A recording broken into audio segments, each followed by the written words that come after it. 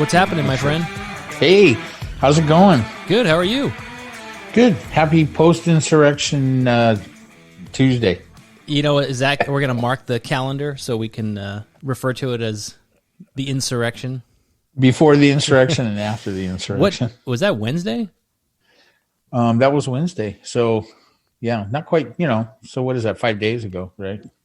Well, we were just on our last podcast, we were talking about, I think, the Georgia stuff, and then that shit went down like the next day or the day after.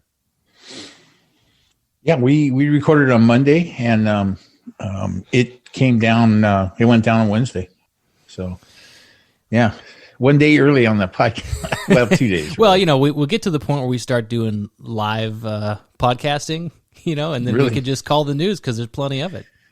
We should have been on. We should have done a special edition, insurrection edition. What is the world coming to? It's it's interesting. I had a 3-hour conversation with my sister yesterday, who is on the far right wing of everything. She became, on this issue that the election was stolen and fraud and all that stuff. Is she in that camp? It was an interesting conversation. She has been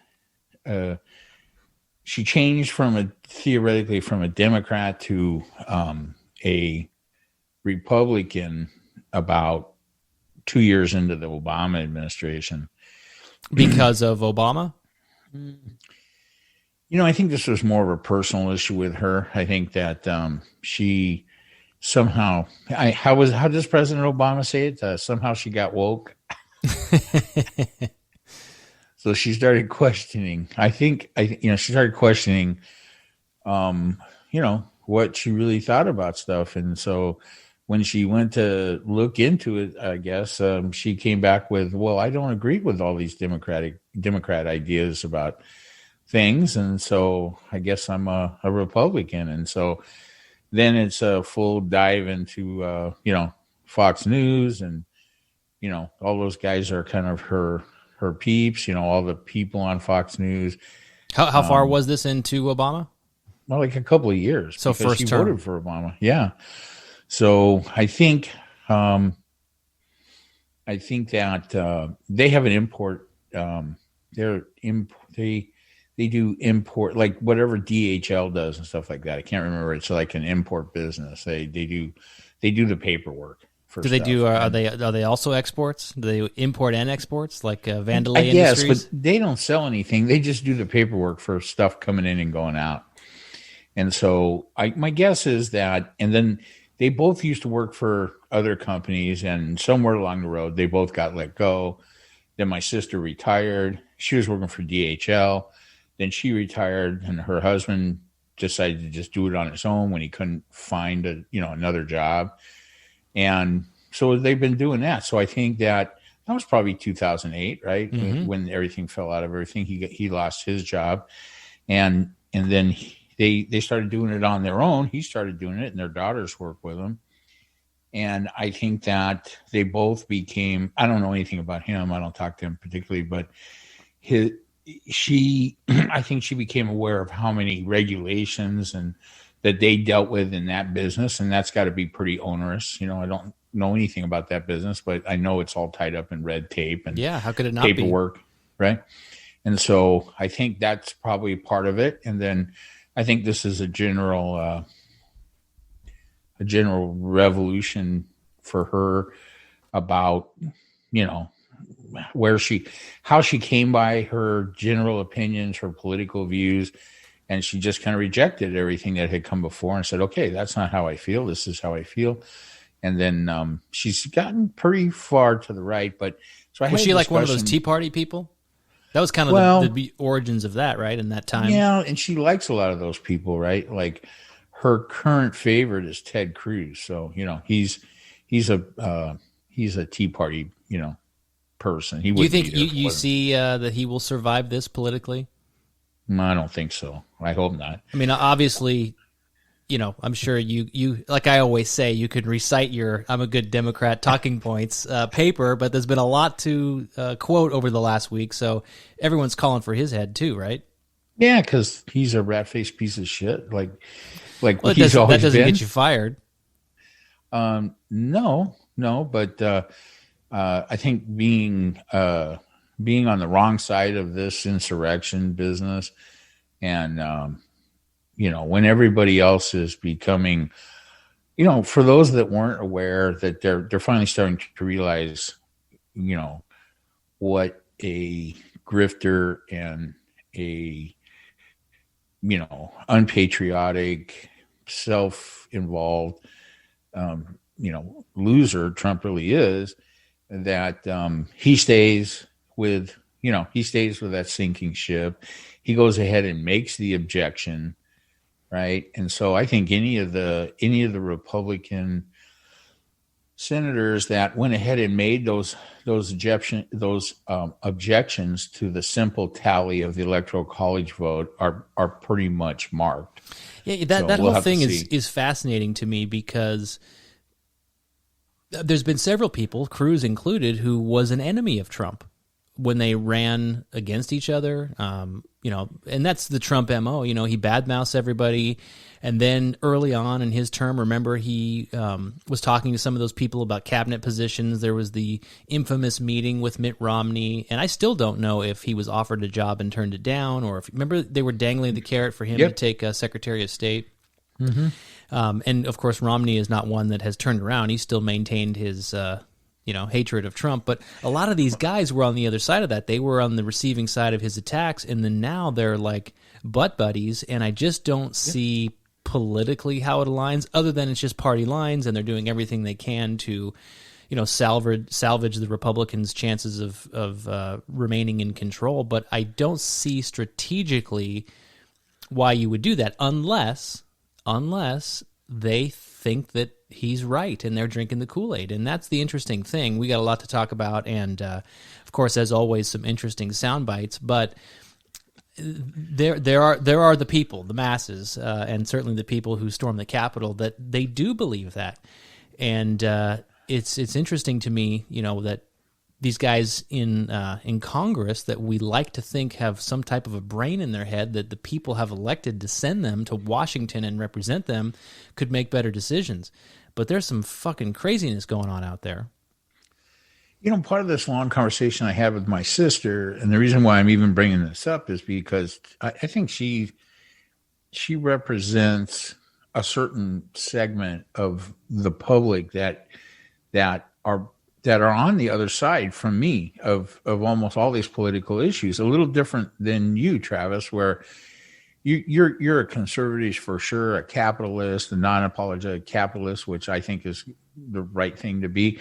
And you're more, what's the name of your political party that you really like? The Correct Party. the non-Republicans, the four non-Republicans. Yeah, no, the Ron Paul's. The Libertarian Party, I think, is certainly yeah. more reflective of what the founders envisioned when they set up this country. Right.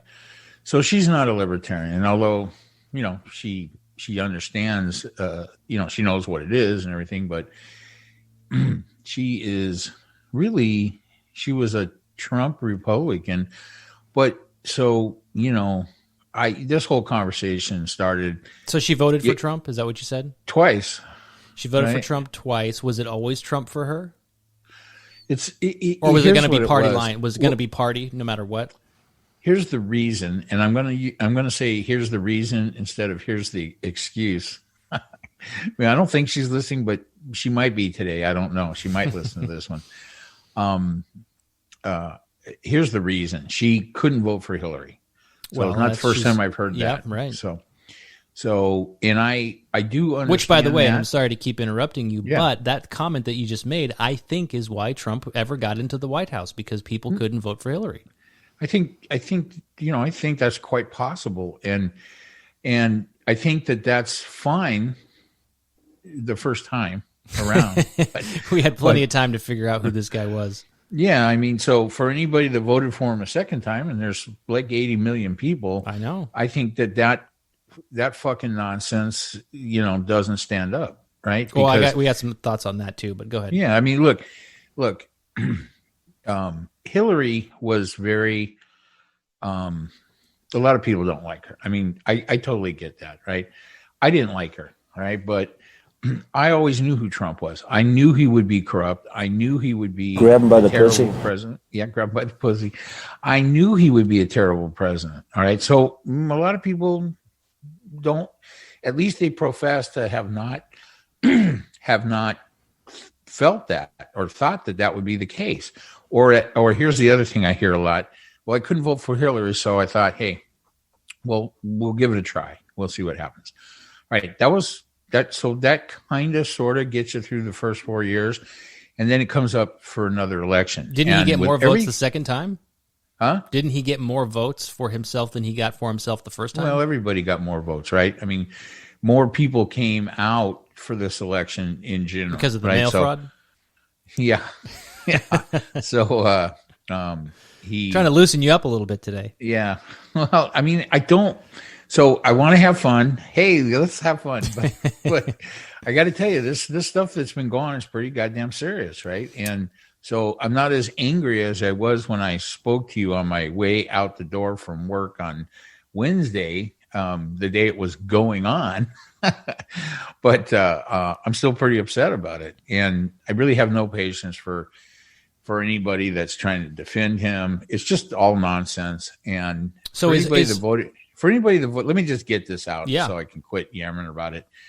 Anybody that voted for him a second time did so with full knowledge of who and what he was. And I tried to tell my sister, I'm like, well, he was convicted with his father of racist real estate practices in New York, right? Oh, I didn't know that. Do we know that to be true? Is that yeah? Okay. Yeah. All right. I'll yeah. let that in. Well, I mean, I'm not involved with the New York court system, but let's just assume it is. And this is what I'm just trying to keep us out of libel court here. Yeah, I go for the sake of the. You think you could say anything libelous about Donald Trump? So, but for the people, so this is the conversation I had yesterday. Okay, so you didn't know about it, all right? I'll believe you when you say that, okay? But now you know about it. But you say that you would vote for him anyway. She goes, well, it wouldn't matter, because I couldn't vote for Hillary, so I had to vote for him. And I go, okay, so the fact that he was a convicted racist real estate agent, not to mention that we all convicted as a racist. Is that a official charge? He got convicted. He got convicted of engaging in illegal lending practices. Rental practices, right? Real estate practices, right? That were denying people rental properties based on race. I see. So like through the application process. Yeah, call whatever you want. Okay, that's pretty racist shit, right? And so I told her, I says, okay, so you, in your mind, you can say, look, that's not serious enough for me. That doesn't take him out. That doesn't cancel him for me. Right. Okay. So now this time you voted for him again. What if you knew that he is and was a pedophile? Would that be enough? And because what she's telling me is that, that whole thing, knowing everything about him, the tapes, the one you just quoted, the whole birther nonsense, none of that stuff disqualified him for her. And any one of those things should have been a disqualification. But hang on a second. In a normal universe. Because really, this is good, and I want to keep peeling back this onion, because really you are striking at the core of, I think, a typical Trump supporter and a lot of what we're seeing in the news. But on any given election with any given candidate, and I'm not discrediting those specific allegations that you just made. That's pretty serious shit, right? But is there ever a candidate that's squeaky clean that doesn't have some dirt? I mean, at some point, every individual voter who votes for a candidate has to decide, I'm going to look the other way on this one. And I'm not saying on those claims that you made you should, but do you know what I'm saying? That nobody's squeaky clean. Well, I mean, look, for me, Travis, the birther thing was another and enough of a racist endeavor to disqualify him, to make him unacceptable. And and combine that with, what I know about Do you what think, he was though, convicted of in New York State, I mean, if you put all that history and the rental control stuff with the birther allegation, then yeah, you could make a case that it was done for racist motivations. But don't you really think that it's more just about Trump trying to squash his opponent? I mean, isn't he more just about himself more than won't he do anything to win? Aren't we? Isn't that what we're seeing now? Well, I mean, so I like this idea of peeling back this onion, because here's the real point of what I was trying to make with my sister or anybody else. I get that you didn't like Hillary, right? But she's just another politician, and is she worse? Whatever that means. Is she? She's certainly not a worse Democrat? person. Huh? She's certainly not a worse person than Trump. Well, I mean, on that basis alone, I mean, do you think it's a good idea? How does anybody come to the conclusion that putting a complete asshole in as president is better than Hillary Clinton? Well, listen, this isn't targeted at your sister, but the fact is that the majority of voters are just fucking dumb. People are dumb and uneducated. So when you go back to the Hillary defeat, a lot of that shit, I think, had to do with the Hail Mary email shit that came down in the 11th hour. So if that hadn't happened, would she have had enough to pull it over the top? I don't know.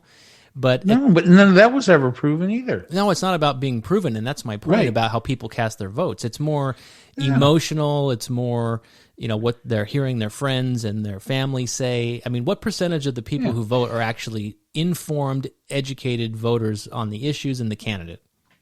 So for me, I'm not really interested in relitigating or trying to figure out how he got in the first time. I think we've all heard a lot about that, and we all have probably formed pretty solid opinions about that, and that's all there'll ever be. There is no real truth or fact connected with that I'm aware of. I think there were a lot of reasons. I don't think it was any one thing. Hillary was a big part of it. The fact that he claimed to be a billionaire was a big part of it. The fact that he was talking to white people that are afraid they're losing control of the country, that they're not going to be the top dogs anymore. Let's just put it out there. White people are afraid of losing the privilege that they've always enjoyed. We're talking about this a lot now, and I think it's worth talking about. But, it is what it is. I'm glad I have white privilege, but I try not to abuse it or, use it in bad ways. You're white? Yeah, I know. What a shocker, huh?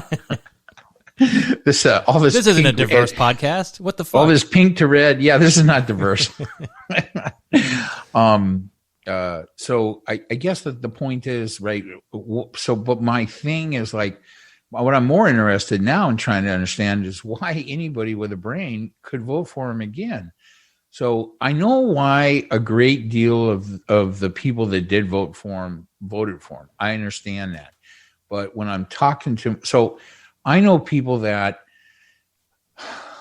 believe in Trump and conservatism and Republican and stuff more as a belief than as a consummation of weighing all the factors and saying, yeah, that's my guy. Right. But the same is true. The same is true for, I think, all parties, or certainly the two main parties that we have. The only real parties. I didn't vote for Joe Biden. I didn't vote for Joe Biden because I'm engaged in some belief. I have hope. I hope he's a good president, right?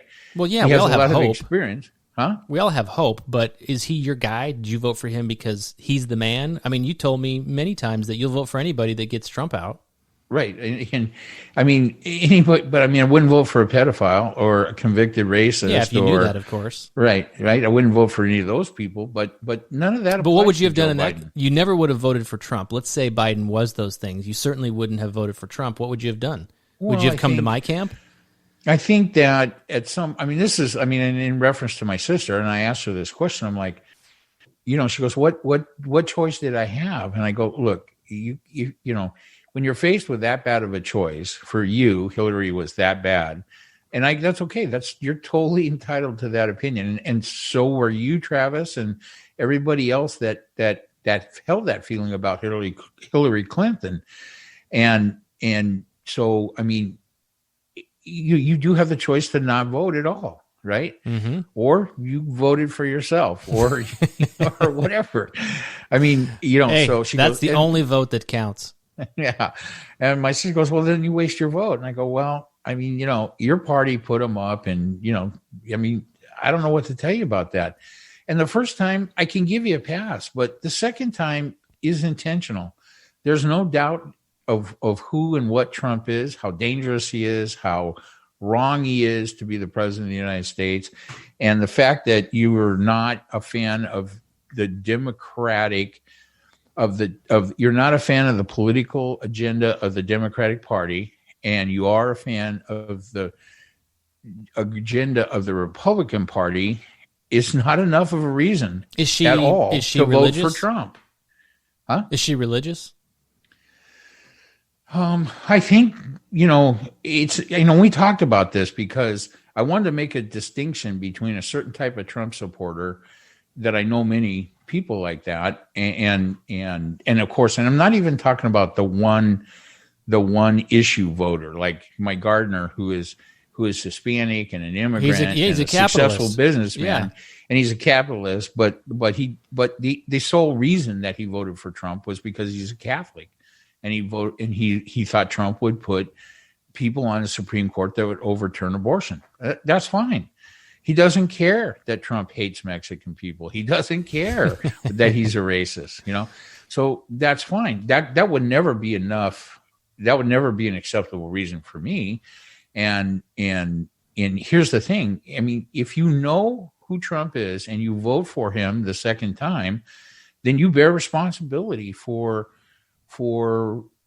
things that are going on, right? And had he won, you would have borne that responsibility. But to now say, well, I don't really, here's what I heard a lot of from my sister. And in case she's listening, I get it. And we talked about this a lot. She didn't seem to know any of the actual facts about Donald Trump. And she didn't really know anything about what happened at the Capitol. Oh, I'm not really paying attention to that. What the fuck?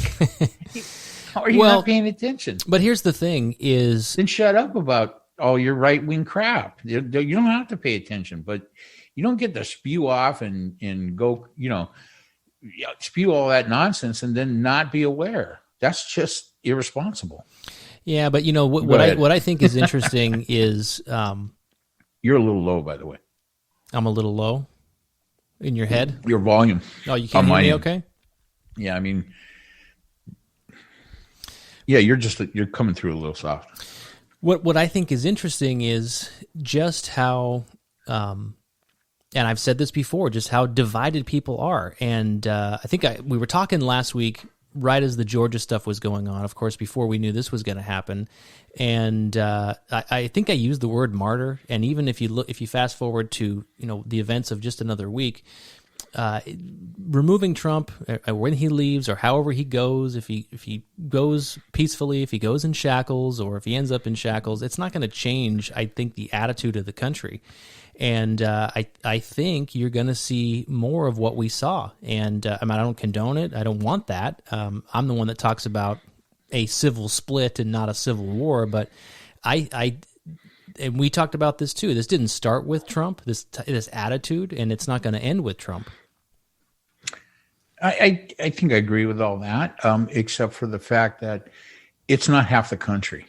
Okay, half the country is not aligned with Donald Trump or these people that were at the Capitol. Yeah, he has his followers, maybe. and he has his followers. And here's some numbers that we do know, right? Probably it's 35% of the eligible voters. 35% actually of the eligible voter, of the registered voters. Are his supporters? Are his supporters. That's his base.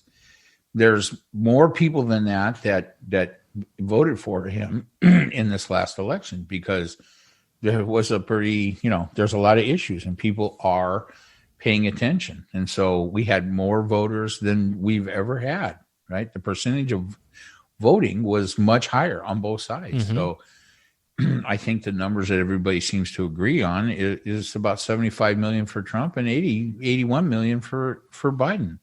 That's a lot of people, and that's much higher than normal, okay? But that's not half the country.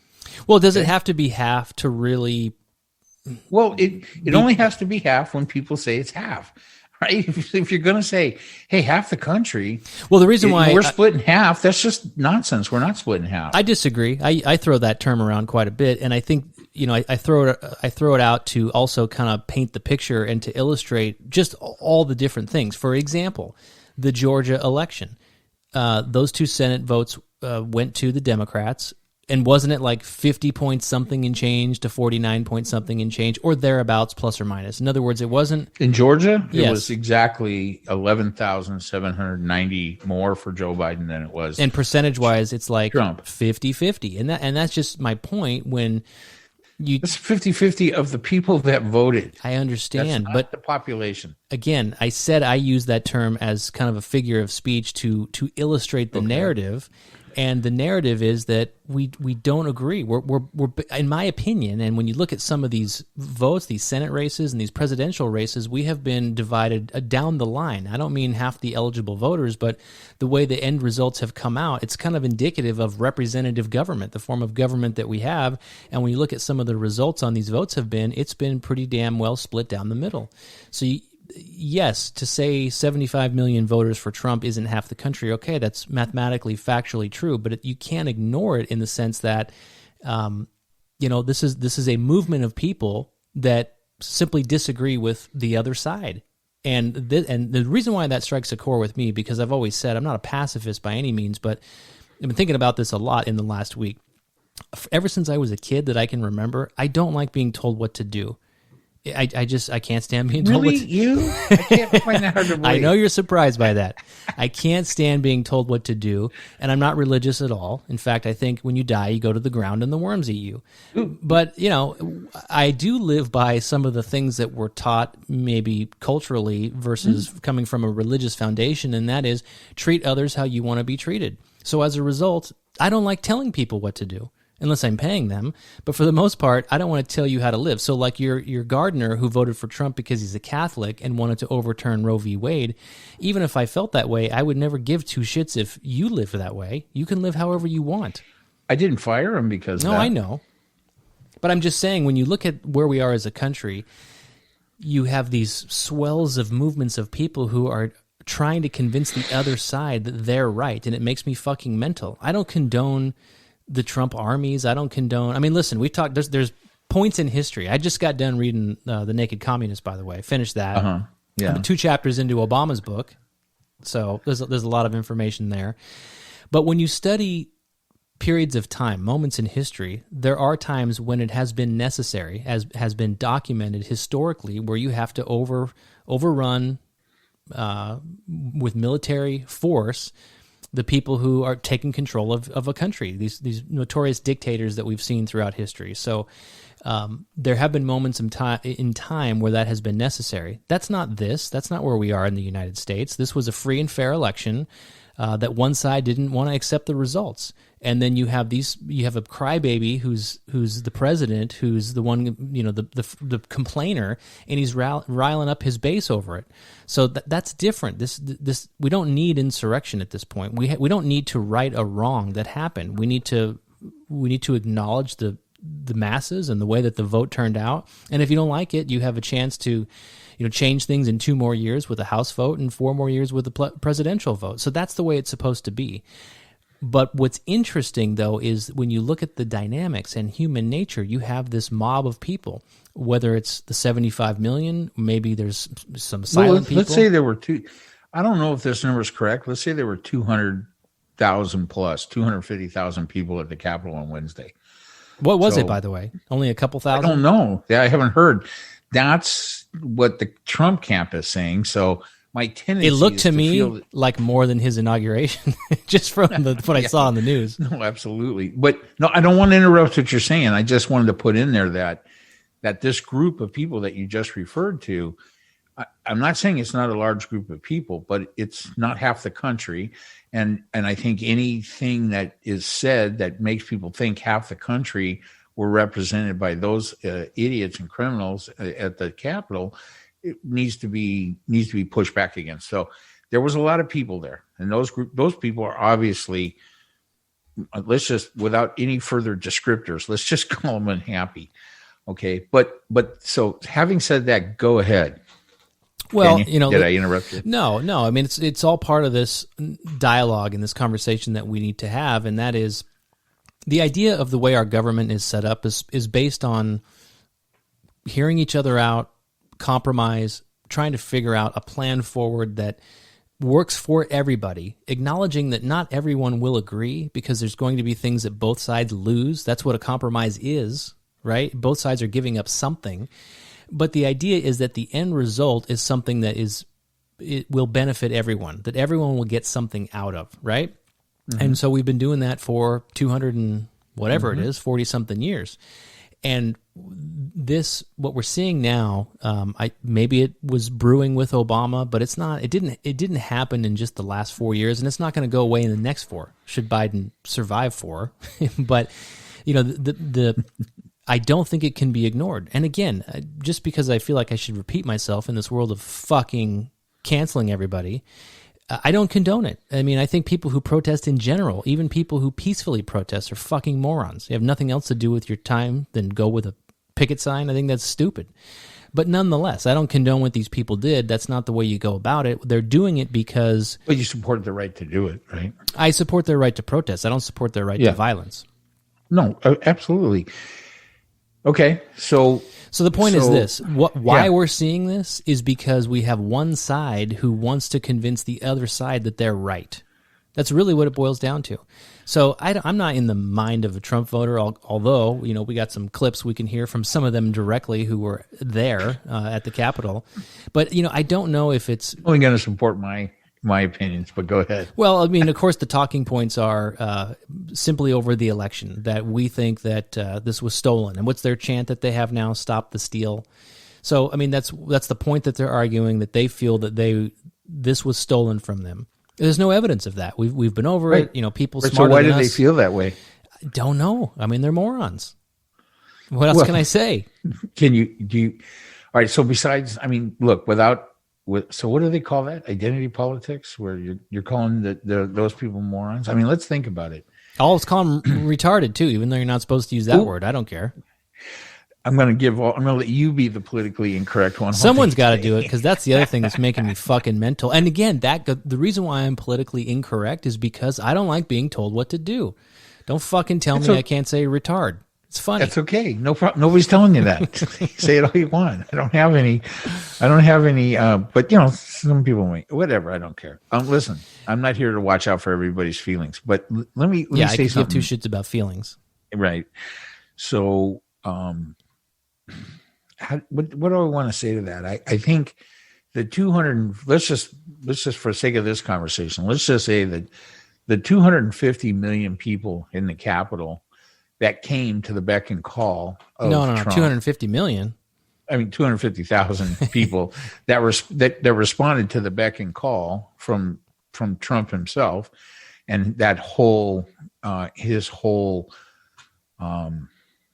machine, his whole operation, whatever the hell you want to call it. They came. I think that probably represents probably the majority of those people. Are there other people that didn't go to the Capitol that share some of the views? There most certainly are. But I think the only ones that would have ever considered busting into the Capitol and committing felonies right and left, resulting in the deaths of 5 people, including an officer, a Capitol police officer. I think probably everybody, just about everybody that would do that was there. Go ahead. Didn't mean to interrupt you.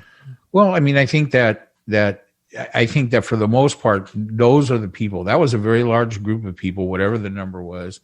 And I think that for the people that are inclined to commit insurrection, they went and they did it, right? And I think that there's going to be, and rightfully so, there's going to be discussions and investigations into what the causes were and who might bear responsibility for that. And so are you in this conspiracy camp that the police were told to stand down, or they were distracted, or it wasn't sufficiently staffed so that people could break in? I don't know about that. Are you hearing some of these stories? Really? Yeah, I've heard some of those I heard stories. something about a pipe bomb that was... Well, this is not stories. There were multiple weapons, many long guns, 12 pipe bombs. These were all confiscated out of these crowds. No, but a pipe bomb that was detonated somewhere. No pipe bombs were detonated, but off-site to distract the police so that they wouldn't be watching the Capitol. I don't know of any. I didn't hear about any type of explosive devices being detonated anywhere. I think that there was a huge failure of security by the Capitol Police. But are you saying that was intentional? I'm saying we don't know the reason yet. Okay, there needs to be an investigation. 5 days is not enough time, and I don't care about any conspiracy. I'm sick of conspiracy. What do you mean 5 days? Well, it's only been 5 days. Well, Wednesday, so to make a determination. Yeah, I mean, is that right? 5 days. This is Monday, right? So yeah, Thursday, but I mean, Friday, Saturday, Sunday, Monday. It's only 5 days. You can't make any determinations yet about why the Capitol Police failed miserably to keep this rabble out of the Capitol. But I don't think that. I mean, there can be a lot of reasons, right? I mean, possibly because it's never ever fucking happened before, right? Which is surprising to me. Really, really surprising to me. I've been to that building many times, and it's not. I mean, listen, I'm not trying to break the law. It's not supposed to be a fortress. No, it's not. Right? But I will tell you, when you walk around that building, but nobody has the right to go in there and do that. No, of course not. But again, as a law-abiding citizen, as best I can be, anyway, I have never looked at that building and thought, "Oh, this would be this is an easy entrance. I can get through here." I mean, I have thought about that about the White House. There's multiple times when you can get right to that. That front gate. I think you'd have a much harder time getting to the front door now than well, yeah, and there's a lot of times where they actually put the barricade further back. But I mean, there's one homeless dude that's always out in front of the White House all the time. You can stand right on that fence, and I have thought that I could surely make it to the door before the dogs get me. But at the Capitol, a couple people have. Well, they've come close, I know. But you just think and then everybody gets their ass kicked, and they improve the security, right? I mean, same thing with the Capitol. I don't know. Is it like Star Wars and Star Trek technology? You'd think there's like laser doors that'll come down and cut your fucking head off or something if you try to run through. Well, look, I think there's so much of this that is still, for me, even though it's been 5 days and because we have gotten so used to 1 to 3 incredibly unbelievable controversial things happening from this administration every day for the last 4 years, it seems odd to still be concerned about something that happened 5 days ago, because inevitably we're on to 5 days worth of more bullshit on a constant basis with this president. So the fact is, we should never forget this. This should be investigated fully. Well, it will. Everybody, huh? It will. I think it will. I mean, we're look, it's going to be a new Justice Department in, what are we? Is it 10 days now or something? Something. So whatever it is, right? We get to on the other side of the 20th. It's going to be different, all right? And so things are going to happen. But for the sake of this conversation, I don't know all the reasons why it happened. My guess is one of the reasons why it happened is this was a group of primarily white people. And none of the authorities involved thought that they were going to be this lawless because white people aren't lawless. Yeah, if that was a group of black people that big, would have had the regular army out there in a heartbeat, right? Well, that goes back to that. I don't get easily baited into that. But do you think that's what I was asking you? Do you think that Trump somehow influenced their guard to be down so they had easier access to the building? No, I think that the Capitol Police are, like all police forces, that there's a fair amount of systemic racism in the Capitol Police Department. And I think that there were probably members of the Capitol Police that probably sided with that group. So in other words, let them go through? Well, I just think overall, because this was a 250,000 strong marauding group of white people, they thought they were going to come out and stand out front and chant and cry about losing the election, and that was going to, and wave their fucking Trump flags around. That was going to be the end of it. But no, they went a little bit farther. They were all riled up and incited to riot by the rally they had just attended and had been sent on their way by the president of the United States to try to give these legislatures in that building some balls to stand up for this fraudulent election. And they crashed through the fucking doors, broke the windows, killed the police officer, beat him to death with a fire extinguisher. And that's what I'm trying to get at here. Do you think that, if it sounds to me like you're certainly in the camp that is without a doubt saying that Trump is responsible for inciting this. He scheduled this. I don't need to debate that with anybody, because if that isn't apparent to every fucking person in this country, then you're just not trying. Well, listen, let me set this up for you. So how far in advance did he schedule this rally? I think it was like a week or something. Was it months? There's some clips that I listened to that people were saying, they booked their ticket, 10 days prior. So I had no knowledge that this was going to take place, but certainly people did. So he scheduled this thing. Are you saying that with that much advance notice, months or 10 days or whatever, that the Capitol Police and the authorities didn't expect that many people to show up? In other words, if you knew this was some mass gathering in the Capitol to protest the results of the election and Trump was going to or had the potential to rile these people up, why weren't they better protected?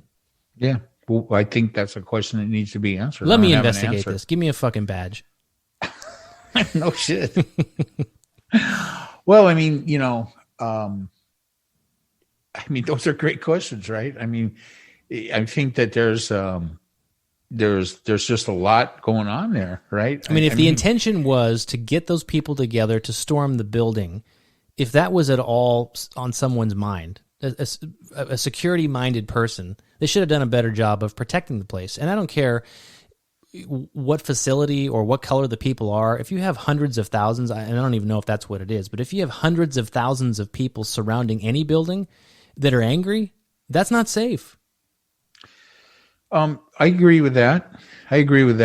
So let's see. I think it's gonna and I'm not officially coming out with a position that says race was a big factor in the lack of security there, but I think that's something that's going to be looked at very closely, as it should be. And I think, it'll be interesting to see what the answer is. I think here's what I know. Around there are demonstrations and protests that go on at the Capitol every day. All the time. Yeah. On a regular basis. Right. And history shows that when there's a lot of people of color involved in it, the police act differently. The security forces, whoever it is, they handle the crowds differently. If you just go back a few weeks back, when many people of color were demonstrating in front of the White House I don't have all these names right, something square across from that church, and Trump brought out, the prison guards and some other people. This is over the summer, I think. Some federal law enforcement. Huh? Is this when he had his hand on the Bible? Yeah. Yeah, this is, I think, over the summer. Yeah, so when they wanted to clear that square for what was actually a very peaceful protest, right, that was going on, they used 100 times more force than they used to deal with this insurrection. So why was that? That has to be answered. Right. Yeah, I do think that will come out, but I don't think that is, necessarily the big issue here. Obviously, that's the least of our problems, right? That was potentially a factor in letting these people in the building. But I guess what I'm saying is, if this was a known event, which apparently it was, and I, or certainly I, was just focused on Georgia. But if this was a known event with Trump's intention, and again, I'm not saying that he declared that the point was to have everyone march and storm the Capitol, but if you knew, based on all the rhetoric and all the bullshit he's been saying for the last couple of months since the night of the election, that he invited all these people to come to D.C., what did you think was going to happen? This is crazy. I'm paying attention, but didn't have this ready like I should have, but I think I have it right here. Let me give you a couple of quotes from before you play any clips. Yeah. You can't see this. Nobody can see this, but can you see this, Travis? Let's see. No, what is it? God damn it! This never works. I can never show you anything on the camera because of this green screen thing. So here's the thing: the Save America rally, right? What I was holding up in my hand there is a 24-page transcription of Trump's speech to that crowd. Okay. Right? Because if I'm going to voice an opinion that Trump played a role in inciting this, I think it's incumbent on me to have read the transcript. And you did? So I read it. So it's the second fucking piece of shit. So as I play clips, you're gonna mouth it to me again? Well, I pretty much have it. I mean, it took me an hour to read it, right?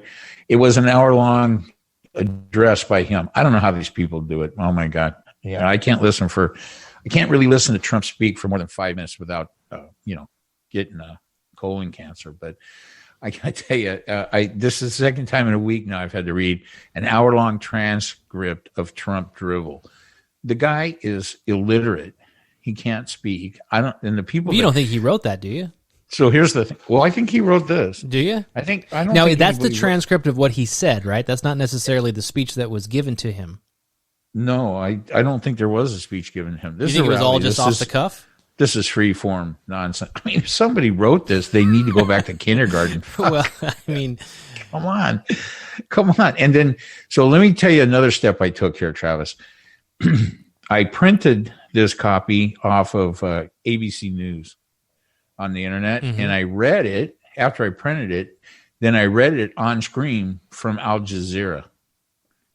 Okay, because I knew Al Jazeera, frankly, had the better website than ABC News, but I knew. So I just wanted to verify that Al Jazeera and ABC, pretty close. So here's what I found, that the people doing the transcription have a hard time understanding what the fuck he's saying. These two transcriptions, as I read it, I could see that nobody could tell when there should be a paragraph or when the end of a sentence was, or when things were just being run together. And sometimes when he said, he goes like, I've been in 2 elections. And so one read, I've been in the number 2 elections. Right. And then the other one, the ABC one read, I've been into INTO. Yeah, but it probably was elections. like how your voicemail transcribes, the message. It's probably done by a computer. I don't know. So I think it would be hard. I mean, it was hard reading it. So I really have sympathy for people that transcribed it. You want to hear some of them? So I did that. And then I also wanted to hear what Rudy Giuliani and Don Jr. said. Which they spoke first, right? Trump, they spoke first. So one of Rudy Giuliani, he had a very short couple minutes actually, and then he introduced some kind of loser lawyer that was supposed to be backing him up on this nonsense about Pence sending the vote back to the Congress, and he says, hey, let's have trial by combat. Well, that's not incendiary or anything, right? Well, and from the clips that I heard, I don't think I pulled Giuliani, but to me, he sounded more, for lack of a better word, culpable in the actual inciting part of it than Trump did by what you just said. I think he's culpable. I mean, here's how I think this is going to work. Not a lawyer. I mean, you're the junior lawyer on this show. But so Don Jr., the only really important so the funny thing was, Fox News was carrying the Don Jr. Part of this presentation live until he used so many cuss words, they had to stop because they were going to get fined out of their mind by the FCC. Which, by the way, is another fucking sham because we're all paying for cable. Take it easy with your libertarian outburst. He says, this is Don Jr., if you're going to be the zero and not the hero, we're coming for you. We're not going to and we're going to have a good time doing it. So this is the kind of horseshit rhetoric that was being thrown at this crowd of 250,000. He probably says the same thing at the Coke parties. Well, did you see? I don't know. You probably didn't see, but there's some pretty good video available of how. And then, Trump did tell this crowd, hey, we're going to go to the Capitol and I'm going to be right there with you. Of course, he didn't. He sent them down the road, Pennsylvania Avenue or whatever it is, down to the Capitol to start the conflagration, the insurrection. Wasn't he also standing behind bulletproof glass? Well, he was. Yeah, absolutely. Well, he doesn't trust this group of people. I mean, there were guns in that audience. There were all kinds of stuff, and that's totally illegal in Washington, D.C. So him and his son and Rudy Giuliani and his son's Guilfoyle, that stupid bitch off Fox News that was married to our governor for a little while and is now who left Don who, by the Jr.'s way? girlfriend. Who left who in that relationship? Do we know? I don't know. Because if she left him, what's that tell you about our fucking governor? Guilfoyle. So they're in a tent, right back at the rally site, watching by that big homeless screen dude TV. in front of the White House.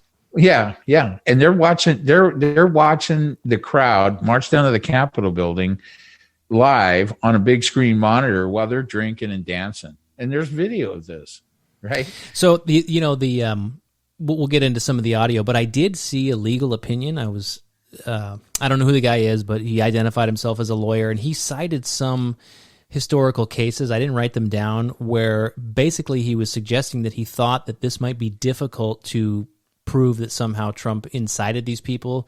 And he was basically suggesting freedom of speech, but there's case law that essentially when it comes to political rallies and protests that it's expected that you're going to use.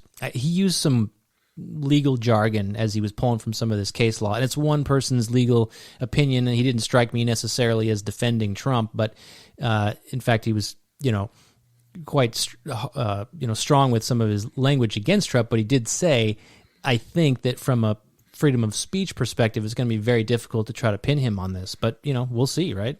Give me my badge, let me investigate. I'm all for that. I support Travis investigating this, just so everybody knows. I don't know, right? It's hard for me. I mean, I don't really have an opinion about that guy's opinion. I would think that, I've heard this. This is being called incitement to insurrection by a lot of people. So what the legal terms are for that, we'll see, right? Does Trump get blamed for this? I don't know. I mean, does it matter? I think it matters only in the sense that we need to do things. We as the people of this country need to do something to try to avoid these kind of situations, right? You can have rallies, you can have free speech. Everybody has their free speech. Like, you and I have talked about this with Trump. He's been able to say, tweet, and until recently every fucking thing. Well, and here's what and you guys can check back and check the past episodes. I told you that these social media platforms have no First Amendment responsibilities whatsoever. And what they do have are responsibilities to remove dangerous people from their platform. And that's what they've done. And I applaud every one of them for it, including Google and Apple taking Parler the fuck off. Which I never even heard of until this week. Right. So and I'm on the platform. It's a platform my far right wing sister has been on for a while. So, as a capitalist, I support their right to do it. I mean, they're a private enterprise; they can and do it, and they have done it and silenced Trump. I mean, that's dangerous in and of itself to silence people. So he can have a press conference. He can put it on an official statement. He's the president of the United States for 10 more days. Yeah, he can do it any way he wants. I mean, I think every newspaper will probably print it, but and OAN will broadcast it. So, I mean, his freedom of speech has in no way been affected or shut down or impeded. No, I'm not saying that whatsoever. And listen, right? your freedoms that your freedom of speech and all your other freedoms, those are protected by the Constitution of your government. So those only speak to what your government can and can't do to you, not what a private company can do. They can turn off your fucking subscription overnight if they want. They don't owe you anything.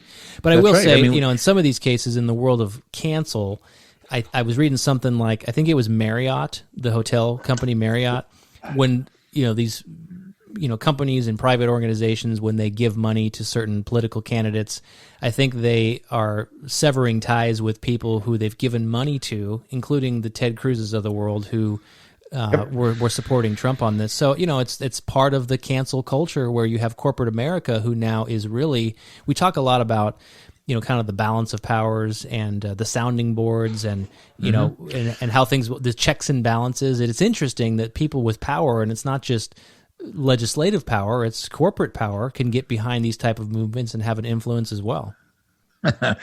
Oh yeah. I mean, here's the thing. All these companies, they are no longer going to contribute to the political campaigns of the 6 senators that went ahead and made meaningless objections that only put gasoline on a fire that night, that resulted in keeping them there till 3:00 in the morning, which I don't give a shit about. But it's not just Marriott. There's 10 or 20 different corporate sponsors that have pulled the plug on all of them, plus the 140 some odd Republican Congress people that endorsed the objections. So, I mean, those guys are going to feel it, right? Oh, and yeah, all absolutely. of them are probably going to be off these platforms, which is fine, right? I mean, I think the worst thing that's happened in this country in the last, let's just call it the last 5 years, to be conservative. And that's not something. You a conservative? No. I just think that Trump's use of Twitter over the last 5 years has been one of the worst facets of this whole nightmare that we've gone through with him because of the way he has used it. But I thought I personally think it was genius of him, because really Twitter became a platform during Obama's years, right? I mean, I'm not sure when it launched, but it really wasn't a thing. That's what's crazy. Really, all this technology didn't exist before 2000. We'll call it 10 as a nice cutoff. iPhone only came out in 2007, but it wasn't really an iPhone. I mean, you could do a calculator and barely made phone calls, but really 2010 AOL was the big, I know, right? Was the big media giant, right? I mean, shit, you didn't get rid of your AOL email until like a year ago. 2 years ago. Yeah. But some of our close associates are still on AOL. So it was, okay, I'll take back the word genius of him, but certainly was creative for him to use. He was certainly the first major, I think, presidential candidate to really use that as a tool to get directly to his people. I have no idea how many people, were aware of him before that, but he used it as a tool. It's here to stay. And, now, of course, there's an official POTUS Twitter account and everything else in social media, but by silencing him, you're going to block him on that too pretty quick. No, I know, and they already have. And I'll tell you through my investigation, when I release the formal investigation report, whether or not it was justified to silence him. But in general, I'm not in favor of things like that, because you're further, in my opinion, fragmenting and segmenting society, because if there's already conservative media outlets, there's going to be others. When you cancel or shut off or silence one sector of the population, they're just going to create avenues on their other side, and they're going to be even more one-sided than they are now. I mean, if Twitter's supposed to be, and I'm not suggesting this is going to happen, but if Twitter's supposed to be this platform where, you can connect with people all over the world, I'm not saying people should use it to be dangerous or spewing hate speech or anything like that. But if you're saying, we as Twitter, we're going to make that decision and silence people, then you're going to have a group of people that are going to say, we're going to create something else so that you can't silence us. And I don't think that's good. Well, there's already direct message apps that are encrypted on both ends, and not even the provider for that encrypted text can't read it. So, I mean, that's already out there if that's what they want to do. But that doesn't allow Trump to spew his hate and his dangerous nonsense to, how many followers did he have? 80 million? I don't know. 10 billion? I don't know. But like I've always said, I think he should be allowed to spew that, because you want to know, without being stripped down, who he is and what he's saying, without any filters. Again, I like the word you use, dangerous. And if he said on Twitter, or he said on this podium, hey, this is a crime against the president and democracy of the United States, and let's go break the door down and storm the Capitol, he shouldn't be able to say that. Just like the classic example, yelling fire in a movie theater. He shouldn't be able to do that. But other than that, I don't think that you should be silencing people because you don't agree with what they're saying. Let me ask you a question. If his intent, and this is not just for you, Travis, but this is just one of the questions that I think needs to be answered.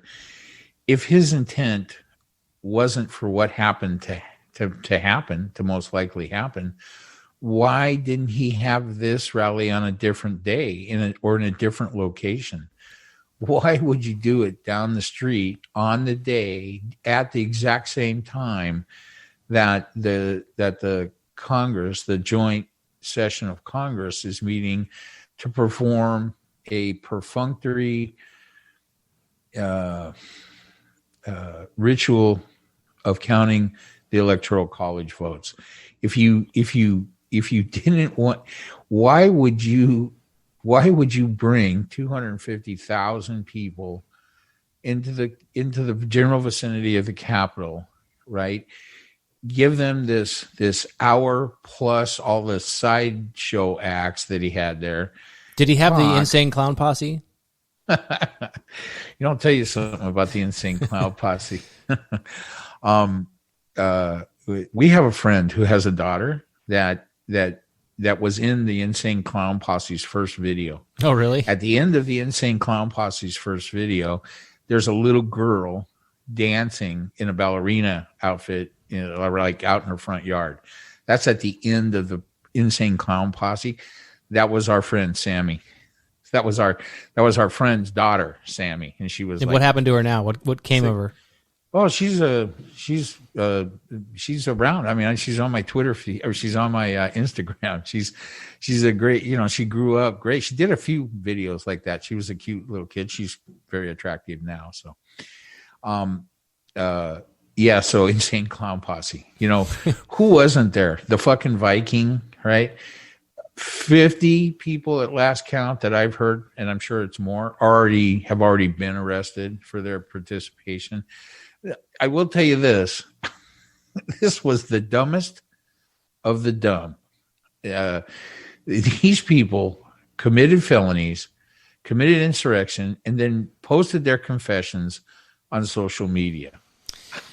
Come on. And that's the thing. Social media shouldn't silence these people because otherwise you might not get convictions. So let these people take their selfies and post them everywhere so we can go get these fuckers. I heard today while I was eating lunch and I was watching something, a commentator that is ex-FBI was saying that he has heard from his contacts at the FBI that they've taken over 10,000 tips now, turning these people in. So people, because there's all these videos, you can see them on a constant basis on TikTok and on Instagram. Oh yeah, videos. And there's so much surveillance around those buildings anyway. Right. In fact, even inside. So how many of these people do you think brought their cell phones in? Right.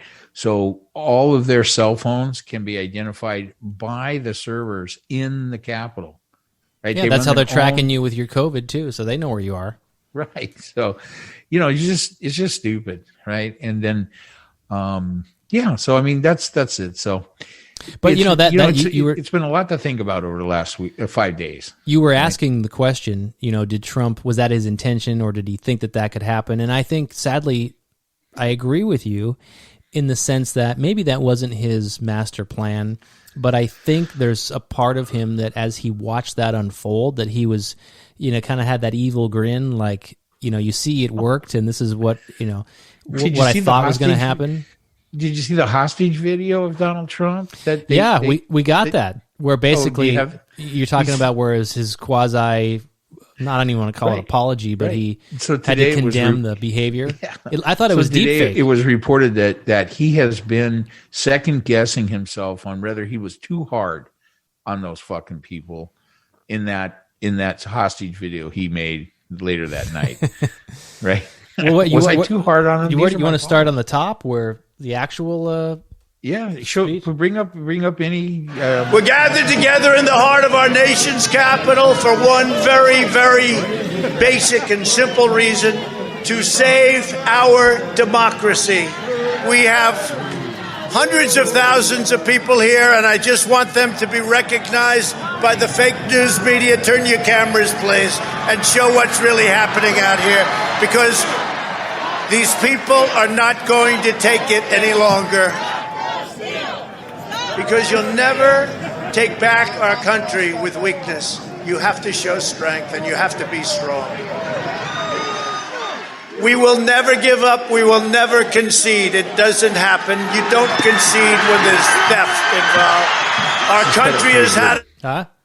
This recording you have, his comments are being taken like line by line and recut together. He didn't say all that. Yes, of course. I'm giving you a high-level view here. Enough. We will not take it anymore. We will stop the steal.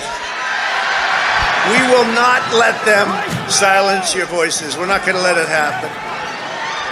You already did. Well, I like you were reading along again. So, I mean... Keep going. Yeah, I got more. Let's see here. Over the past several weeks, we've amassed overwhelming evidence about a fake election. Which, again, he never really cites any facts. This is the same rhetoric that we've heard from him. I asked my sister, right? I go like, so what do you think about this whole fraudulent election thing? And I keep quoting her because she is the prototypical Trump supporter at this stage of the game. Not doesn't think of him as a god, doesn't really like him, but is voting for him and supporting, this agenda, right? Mm-hmm. And she says, well, there's a lot of evidence that this was a fraudulent election. I go, can you just name anything? Just one piece of evidence. You know what? There's a lot of affidavits by people. I go, affidavits are not evident. Fuck. Just, makes you want to. I mean, I've heard the same conversation on the social media platforms, on television, and now I'm having the face-to-face conversation with my own sister, and she's looking at me straight and going, there's affidavits by people. Let's give people the benefit of the doubt. People that we either know or care about or want to wish well on. And what I mean is maybe, just maybe, this is like a death to them. And it's like a missing person in the sense that until they find the remains, there's no closure. And so as long as Trump is still in office, until the 20th comes and it's not Trump, it's Biden, then they'll finally get their body that they can bury and have the funeral. And maybe then, I don't know, I'm just trying to be hopeful here, maybe that they will have some closure. So to them, maybe it's just, until they have the proof of the body or the evidence, that there's still hope, Mike. There's still hope to them that things could be different. Oh yeah, I mean you can go anywhere and get anybody just find anybody wearing a MAGA hat anywhere at this moment, and they're still around, and you could ask them, "What do you think the plan is?" Oh, don't worry, Trump's got a plan. This isn't over. This isn't over. Let's let it play out. You want to hear more? Yeah. We have come to demand that Congress do the right thing to peacefully and patriotically make your voices heard. We're going to walk down, and I'll be there with you. And I'm going to be stop it. By the way, the banging... Not there with you. Not there. He didn't go with you guys. You guys, he sent you down to commit insurrection. Right. And get arrested. Breaking and entering, murder. Right. But your leader, not there with you. Because you know why, guys? Because he's a fucking liar. That's why. So the banging that you hear in the background, this is like a montage, a video clip that I pulled that it has the speech overlapping with actual footage of people breaking into the Capitol. So you can hear, breaking of glass and trampling of barriers and all of that stuff. So do you think he bears any responsibility for the Trump supporter that got shot by a Capitol police officer and killed trying to come through a window? Well, I mean, are you asking me, like, if he's guilty, he should be tried for murder? Don't give me all a Twitter. I don't know. I mean, if no, I'm asking you if you think he bears any responsibility for that, and I don't mean in a legal sense. No, I don't. I think people are this is just what I believe in general. People need to be responsible for their own actions. It's so I have strongly felt about COVID and everything that we're doing wrong about it. I think people need to, behave in a society, and people don't need to be, shepherded and watched and told, you don't break into that building now. I'm going to hold you back. Yeah. People have free will. They made those decisions. Yeah. I mean, they're fucking idiots.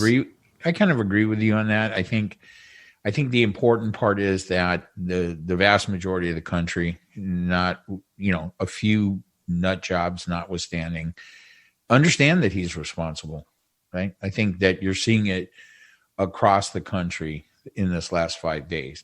You're seeing that corporate America holds him responsible. You're seeing that big tech holds him responsible. And I think the general public does. So whether there's ever any consequences for him in association with this insurrection, then I don't think it's the end of the world one way or the other. I think the benefit, if there is, would be to curtail this type of behavior by public figures in the future, right? I think that really for me, I'll be okay to just say, listen, no president of the United States, no elected official, nobody of any substantive power should ever be allowed to cause this type of situation to occur again. And here's the thing, Travis, please don't tell me that this isn't a democracy, but so I'm going to use I don't know, how do they say this in the media? Big D democracy, little d, I don't know.